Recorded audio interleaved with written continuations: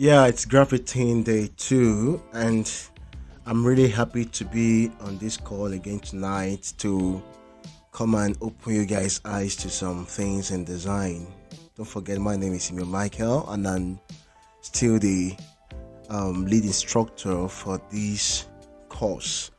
So, quickly tonight, we're going to Module 2, that's graphic design and the basic elements and principles of design. So in this module tonight, I'll be opening you guys' eyes to many things you need to know about the basic elements and principles of design. And see, let me make something clear to you guys. In mathematics, I think there's something they call constant, right? In mathematics, I can't remember much about that anymore, but as we have something constant in mathematics, the same thing in design. See, no matter how much design evolves, no matter how much things change in design, no matter how much things come and go in design, there's something that's ever constant in design. That is ever constant, and that is the basic elements and principles of design. They are ever constant. They don't change. They have been alive for more than hundreds of years ago, and they are still alive today. So this is very, very important, and I will crave your indulgence to really put your 100% focus on these aspects. You understand? So guys, we'll be going to it, but before we go into the basic elements and principles of design, I would quickly touch on graphic design itself. Because without you not understanding this part of the whole thing, I think you might not have the complete foundation where we will lay other aspects of this whole course on. So graphic design is a field of visual and commercial communication that thrives on the skillful and creative use of the design elements and principles.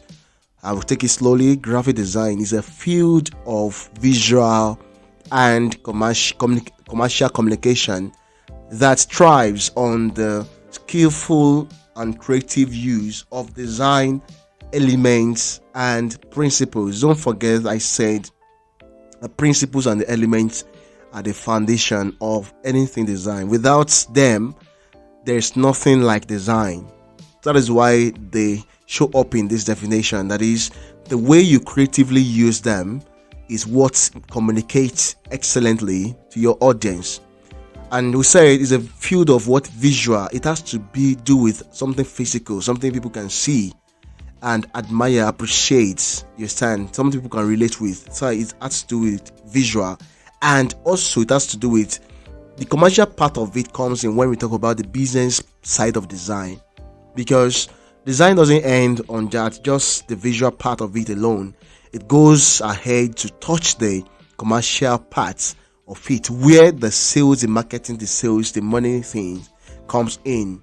You understand? So when we're talking about design, it's in both ways. We're talking about the aesthetic part of it and talking about the sales as the commercial part of it. It's very, very important you understand this part.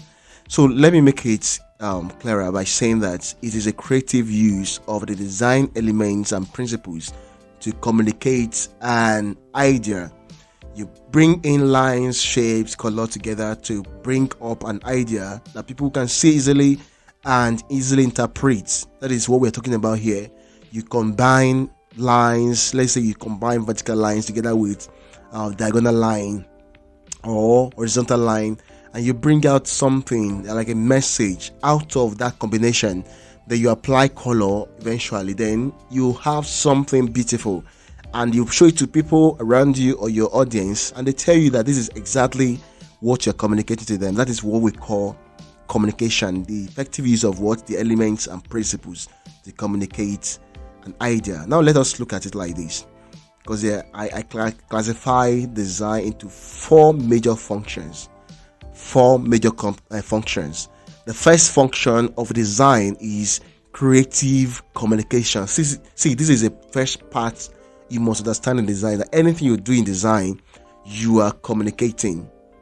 Your words, you are communicating. Anything you do in design, you are actually communicating in different forms. You understand? Anything you do, you're passing a message across to the audience.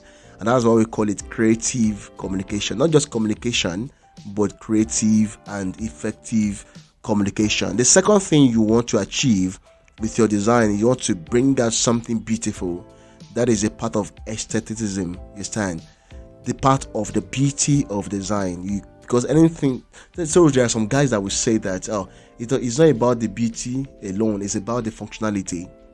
And me, I'm against that notion that it's not about the beauty of the work, it's about the functionality. So they don't care about the beauty part of design. They only care about the functionality part of design. But the fact is this: let me use this analogy for you guys. Let's say you are going on the street.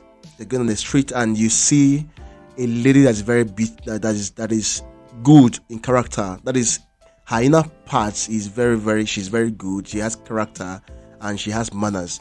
But she walks on the street dressed shabbily and look unkempt. You understand?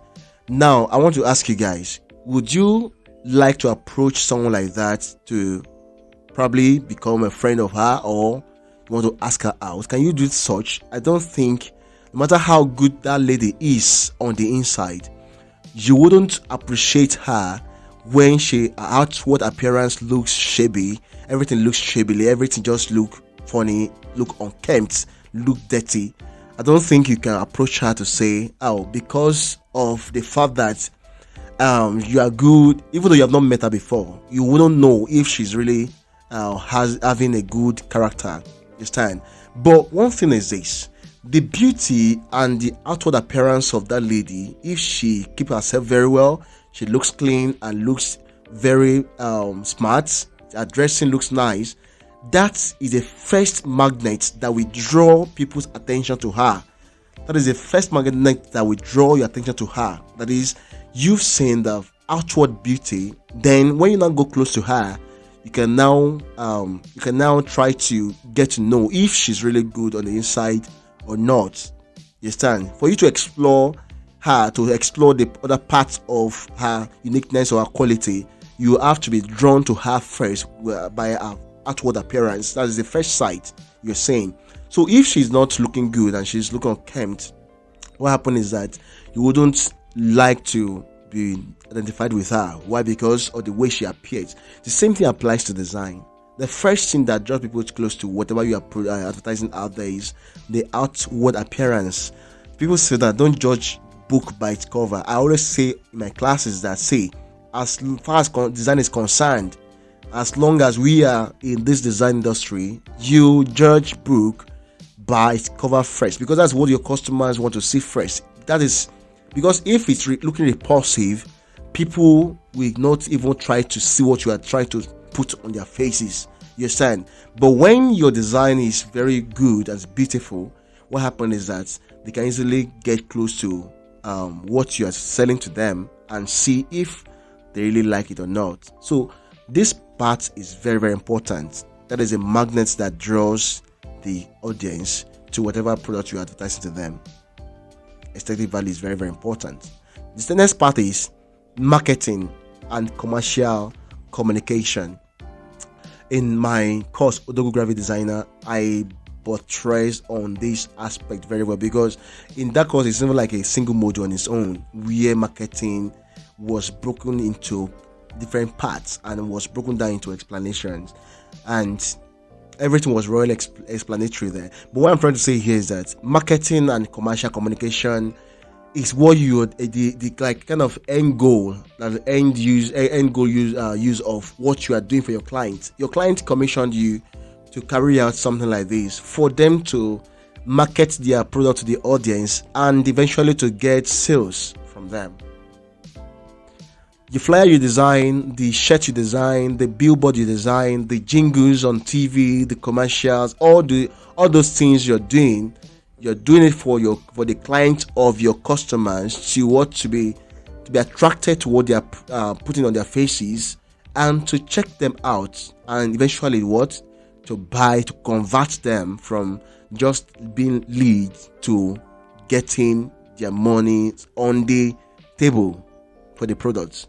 So your designer is doing all these together. So a design project is meant to communicate to foster a strategic marketing channel in order to generate sales. What you're just doing for your client actually is you're trying to help them to walk from point A to point B, where the target audience are existing, so I can get their attention, and you help them to make sales through your design and other things you do for your client. So another thing I want you to know is that, see, sometimes or most time people shout without communicating. They don't look at this boy in this picture. The boy is trying all his possible best to communicate to this other guy, shouting without passing any message. Because if you see this guy's look, his countenance doesn't show that he's receiving anything from the guy. So the same thing, some designers are in this line. They shout without communicating to their audience. That is when they use different elements, different lines, shape, texture, without really using them well, and they target the wrong audience. And one of the ways you do this is when you're not good at what you do, or you just design without understanding design principles and elements. That's one of the reasons why I was telling you in one of my posts that I made some time ago. I told my students, I told my audience, my communicator, I say, see, someone have access to Photoshop, Canva, as they usually carry all about in design. All these applications, they have access to them to design. Doesn't mean that they are designers. You understand? One thing is for you to have the application, another thing is for you to know how to use them, other things for you to understand design itself. You understand? So they are not the same thing. You might understand the application without knowing design or understanding design very well, or how design works. You understand? So that doesn't make you a designer. You must graduate from just having the application to learning how design works. That is why we have this training, so that by the time you get on board to work for your clients, it wouldn't result to this where you'll be shouting without communicating to your client's audience. I think it's very, very important you understand this very well. That it's not by you having the best laptop in the world, the best application in the world, but it's about you understanding how design works for you to apply that skill into the application you want to use. So let me show you guys the factors that could cause all these issues. The first thing is you have to look at the audience you're targeting. Understand your audience, know your audience. This is one of the reasons why my clients really appreciate me very well, because I ask questions a lot. Asking questions always has been helping me to get deeply into the audience insights of my client's target audience. You understand? When those things are clear, you can easily communicate. Personally, I don't beat around the bush. I don't waste my punches. I hit the right target at the right time. Why? Because I ask questions and I get clarity on people who I'm working for. Because don't forget, I always say this in my classes, in my courses. I said, you are not working for your client. You are working for your client's client. You get that? You are working for your client's client. That is, your client is just a middleman between you and his or target audience, because the work you are doing is actually not for your client. You are working to target or to attract the audience of your clients. That's why I always tell my students that, see, you have the right to educate your client, because sometimes they approach you with what they actually want. They approach you with what they think can work for them. You understand? But you are the professional that need to tell them that, okay, this project is not meant for them, but it's meant to target their audience. And that's why you need to ask them questions about who the target audience is, or what they are trying to get from them. So when you get this thing straight, you shift the target or the focus from your client. You help your client to shift the target away from him or her, and you refocus the target or the focus on his or her audience, so that the work you are producing will not benefit your client but benefits his or her audience. Except if your client also is part of the people that will use that service or product. That is the exception we have in this. But if it's not like that, if your client is just only providing solution to the problem in this particular area of life, then you are not targeting your client, you are targeting your client's audience. So that means your message must focus on helping them, Because sometimes your client is actually, let me use this example for instance. Your client is a wealthy man. You understand? He's wealthy, he's healthy, and he's very good. He's not fat. But your client has brought to you a product that focuses on fat people who are fat, and probably they are of like average level financially. You understand? Now it means that your client doesn't need that product. Your client is wealthy, he's not fat. You understand? That means your client audience are the ones who are fat. Then you have to make sure that your product and the service design, everything you're designing must target those ones, because you're not doing that thing for your client to consume. You are actually carrying out that project for your client audience to consume it. So that's what I'm talking about, you knowing your audience. When you get that one straight, then know what is to impact in them. This is part of talking about the knowledge of the product you are passing to them.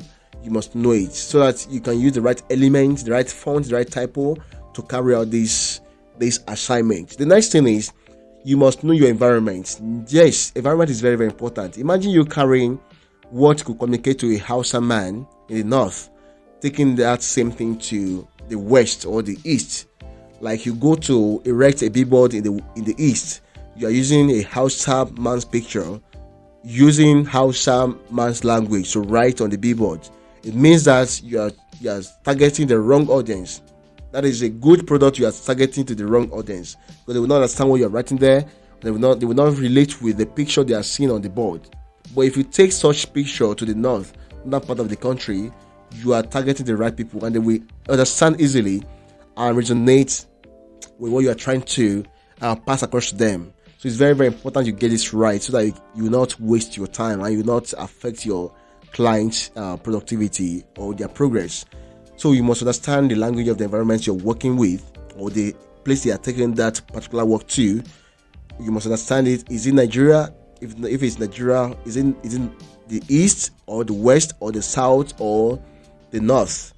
If it's not Nigeria, is it US? Is it UK? You must understand this environment very well, because like China, for instance, I learned that there are some colors that are different from the general meaning we have. Like white color, red color, black color have different meanings compared to what we generally have as the meaning of those colors. So if you're working with those environments, you must understand their languages, how they relate in those areas, how they communicate, so that you can use the right elements that will fit them, so you can get their hearts to get the product or service you are putting before their faces. The next point is be responsive and proactive. Your work must be responsive. That is, it must speak to them. Don't wait until you have to stand by the billboard and be explaining what you have on the billboard to your audience. How many times do you want to do that? You can't do that.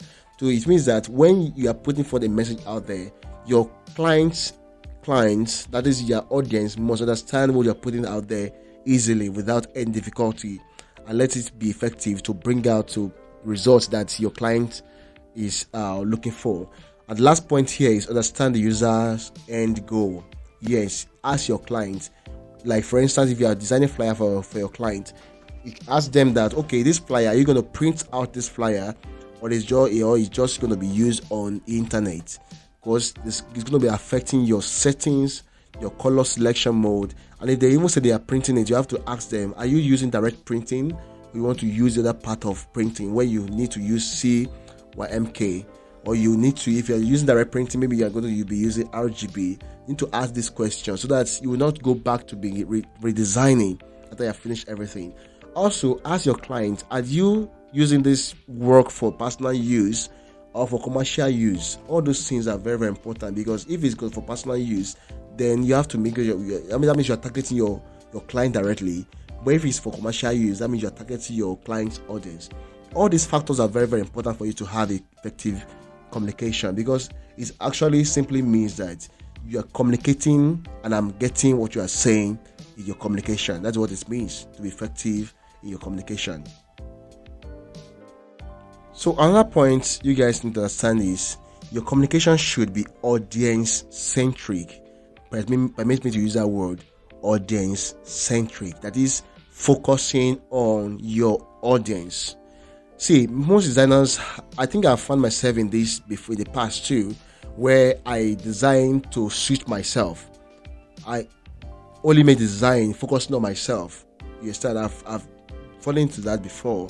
Most times during those days, though, fortunately, I get away with it because probably because of my high taste level in design, because I have a very high taste board in design.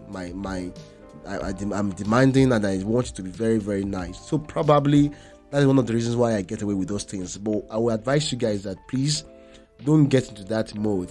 Always focus on your audience when you are working on any project. Focus on your audience.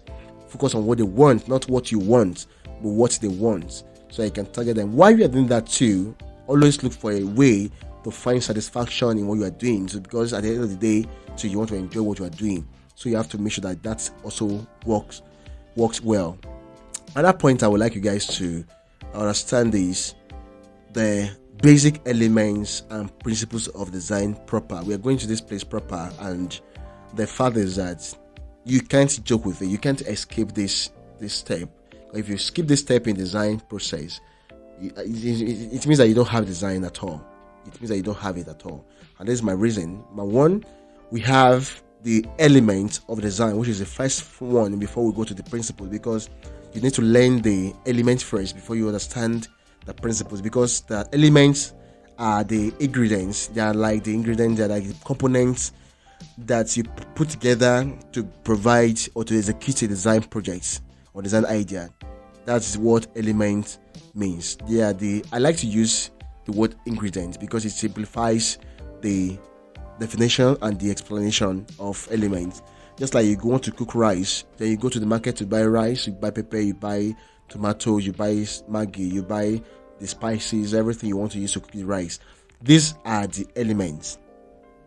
Those items you have on ground are the elements of jollof rice, of white rice, of coconut rice, of any kind of rice you want to cook. So the principles now lies in what do I need to put in place, like the time frame of the water to be on fire, when should I put Maggi, when should I put the rice. These are the principles that will give you a very delicious rice eventually. These are the things that will guide the proper use of those items you have, because sometimes you have the best spices in the world, you have the best ingredients for the meal you want to cook, but you don't know how to put them together to right use. What you have eventually is you have a mess of the rice you're cooking. That's why eventually when you finish cooking it, you wouldn't like to even taste it because you've not done it well. That is why it is very important for you to understand the principles and elements very well. So when you have those things in place, you have a good outcome on your project. So let me break it now to design. Now in design, we have these elements, these items for whatever you're cooking in your kitchen. So the first one is lines. And see, this element is very, very important. When we get to the practical part of this class, I'm going to be showing you these things about this element. Line is a primary element in design. Line, you can't do anything without line. You can't do anything without line. Even though you're just writing ordinarily, you're using line. Even though you're just drawing shape, you're using line. If you're just anything you're doing, you're using line. And that is line. So line is a moving dot that is combined together to form a message. We have different types of lines. We have zigzag, we have horizontal, we have vertical. When we get to the practical part of it, I'm going to be showing you guys this thing one by one, so that I'll be showing you as I'm using it, so I can be explaining them to you how they function. So we have different types of lines, and we have qualities of lines too. Where we have thick line, we have thin line, we have straight line, and we have all these curvy lines. So these are the things you need to know about line, because line is the foundation of the whole element. After that, we have texture. Texture is the texture surface quality of the work you're doing. Sometimes you have a smooth texture, sometimes you have a rough texture, you understand, and you have organic texture too. We have what we call organic texture. That is texture that comes from a natural object, like leaf texture, like rock texture, like tree texture. These are organic texture. That is, it's natural, it comes naturally. and there are some that just illusion, that is the one you create by yourself on your work. We have it on Photoshop. It's just part of the effect, the editing effect you have on Photoshop. So those things are things that you need to understand, because sometimes when you apply those texture in your design, it adds a taste of realism to your work. And sometimes when you choose to use smooth one, which is the commonest one, just like the screen you are seeing now, if you look at all this part, they are smooth texture, just plain texture like that. So these are the things that make your work look real and brings life to your design. So don't forget, texture is the surface quality of your space you're using for your work. Another one is space. Space is talking about the area provided for you to work, the area you have to work. That is the place you have to work. And we have two types of space. We have negative space and we have positive space. The positive space is an area occupied by your item. Like if you look at this object here now that we have here, this object here, this place you are seeing, this image, is called the positive space. This area that is already occupied is called the positive space. This one that is empty, this white, we call it white space. It could be white, it could be black, it could be any color, but so long as a free space is empty, it's called white space, or it's called negative space. I love to use negative space to avoid confusion, because sometimes when people see you saying white space and they are seeing black, they are seeing wine, they are seeing different colors there, they will be confused. But I prefer to use negative space. It means that the area that is left unoccupied, that is the area we call negative space. And this is a space that is very, very important in your work. It's very, very important in your work that you use this negative space, which allows your work to breathe. It gives it life, to breathe, to live on that space. But if everything is cramped together, you're going to have the mess of the whole thing. I'm going to be showing you some works later in this module where you compare some good works and bad works together, where people are using space badly and where people use space in a good way. Another one is value. Value is talking about the tonation of your color. Tonation, that is from the first tone to the last tone, where we have white or you have dark. And the other name I like to call it is tonal gradation, where we have shade and tinting. Shade is when you have black, when you have a color, when you have black added to a color till it gets to black. That is, you are adding black to this red, for instance. Instead of it to get to this white, it will get to black when you have pure black. So this one is what we call tinting. You start adding white to this red till you get to this point where it has a fade effect. When you add black to that kind of effect, it's called shading, where you have black till you get to black. So value helps us to get the three-dimensional form of your work. That is what gives it life. It takes it from being a line work to a complete three-dimensional object. So the next one we have is color. We have a module for this in this course. Color is what we derive from the breakdown of white light. When a white light strikes on an object, what happens is that you see the color of that object. That is color. We appreciate color when there's light. When there's no light, you don't appreciate color. Everything you see is dark. So color is, we are going to be treating that in a special module in this course. Next point is shape. Shape is an enclosure that is like a boundary. When a line is moving around and it has an enclosure, it touches the first starting point. The last point touches the first point. That is shape. It creates a boundary. It creates an enclosure that makes everything come together. If you are used to CorelDRAW, if you use your freehand tool in CorelDRAW to draw a shape, if the lines don't join together at the last point, it will not fill in the color. Until it's joined together, you will not see color in that shape.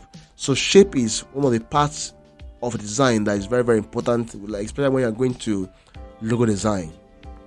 You need to use shape. So shape is in different categories. We have organic, we have geometric, and we have abstract. Abstract is when you have this abstract is common when we are designing logo. You just use the brand brief to create something abstract but has meaning to the brand. But in general sense, doesn't make meaning. It doesn't make any meaning. You understand? Until you make it, you ask questions.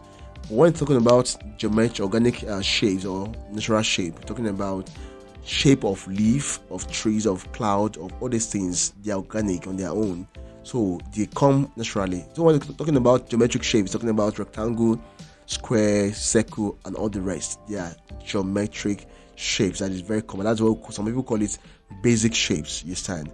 So after that, we have typography. If you go out there, most people don't add typography to element of design, but I think it's one of the elements of design, because these are the tools you use to carry out a design project. So typography is when you are using text to design your design, the use of text to pass message across to audience. And don't forget that text also has its own different meaning, because the way we use text matters a lot. So there's a way you use your text that sends a particular message to your audience, and there are some texts that fit particular audience than some other texts. So when we get to that typography class, we'll be learning more of this. The last one is content/brief. This is the part I added this part because people overlook this part because they think that it's not part of the element of design. Why I think it's part of the element of design, because it's what we serve as foundation for whatever you are doing for your clients. Content of brief is talking about the questionnaire that you give to your clients, and they provide you an answer to that questionnaire that talks about the story of the brand, the target audience, the ideas behind the project, and details of information you need to know about the project you want to carry out is there in content/brief. You understand? So this is very, very important, because you can't go ahead to design for your clients or to work for them without you understanding the project itself. See, I've experienced this in the past where I find it very difficult to work when there is no brief than when there is brief. Brief provision makes the work easy for you to carry out. But when there is no brief, you can spend days without achieving anything, because just like you are walking, so just walking on the street without having a destination. You don't have a target, you don't have anything on your head, you're just walking on the street. That's how it looks like. So when you don't have brief, you struggle in your work. So these are just the elements of design we have in the industry. So we are going to the principles. Don't forget that principles are the rules that guide the effective use of those elements. That is, we have gotten our rice, pepper, tomato, everything in place now. Now we want to know how to go about the cooking. Are we putting water first? Are we frying the stew first? Are we putting fish first? So these are the things that will help us to know what comes first and how to use those elements very well. So that's why I said principles of design are the rules guiding the effective use of the design elements. You understand? Principles of design are the rules guiding the effective use of the design elements. So these are the principles of design we have. So though we have some that looks very similar, some looks similar in some ways. That's what I've decided to put with them here, like one that, just like for instance, proportion and balance looks similar. That's why I chose proportion to use here. So the first one we have is contrast. If you look at what we have here, see that there is contrast between this shape and this circle shape. There's contrast between this black and this shape. You understand? The contrast has a rule, and the rule is you don't place a light element on a light background. It has to be opposite. The rule of contrast says that you don't place a light element on a light background. You place a light element on a dark background. That is what we have here. This element is circle and it's light. We place it on a black background. This element is black. We place on the light background. That is how it works. Because in design, you don't want people to be straining their eyes to see what you have for them. You want them to see it straightforward and understand what you are having for them as a package. So that's why you can't afford to strain your audience when you are passing a message to them. So contrast has that role. You must play that role well. Don't worry. We're going to practicalize all these things very, very well, and you're going to understand them very well so that you can apply them in your next project. The next point is repetition. Repetition is simply still talking about repeating an element across the page, across the whole project. This works well in website design, in carousel design, in pattern design. It works well in those areas because you just pick an element and repeat across all those areas of your pages. That is repetition. And repetition helps us to achieve rhythm. Helps us to achieve rhythm in our design work. When we get to rhythm, I will tell you more about that. So repetition is very, very important. Sometimes when you are designing, you have a particular color here. You might need to repeat the color somewhere else on the page to create a balance. Because there's what we call visual balance, visual analysis of balance. If it's not there, there will be an issue in your design. Don't worry about this whole thing. I'm going to be teaching you everything in a practical way when we get to the practical class. So the next one is proportion. It's talking about the balance of both side weights. The weight of this part is and this part, are they balanced? Now if you look at the space here and the space here, they have to create a balance. You understand? These are the things that make your page look proportionate. You understand? So you have to consider the weight balance of any element you are placing together on your page. Alignment is talking about how you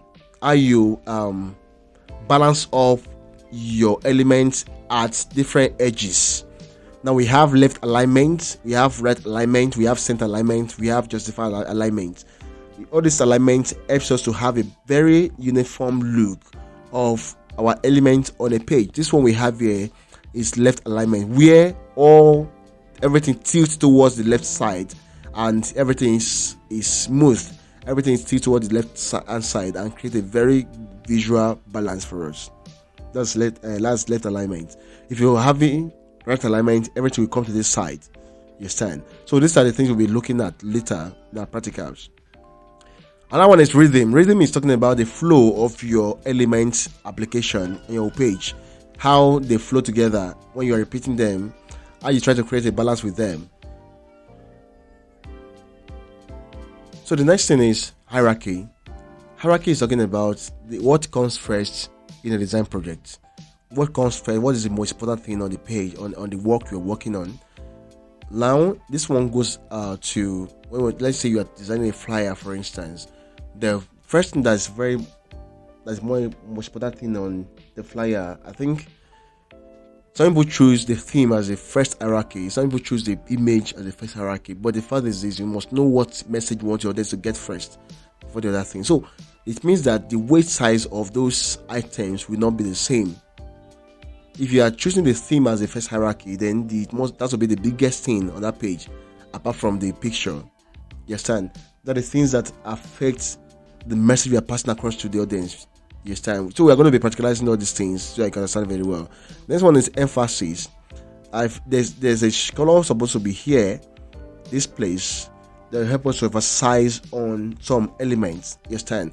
So if you look at this those elements here too, we try to emphasize the elements that they flow together, and they are very, very important, because emphasis helps us to bring out the most important thing on a particular project we are working on.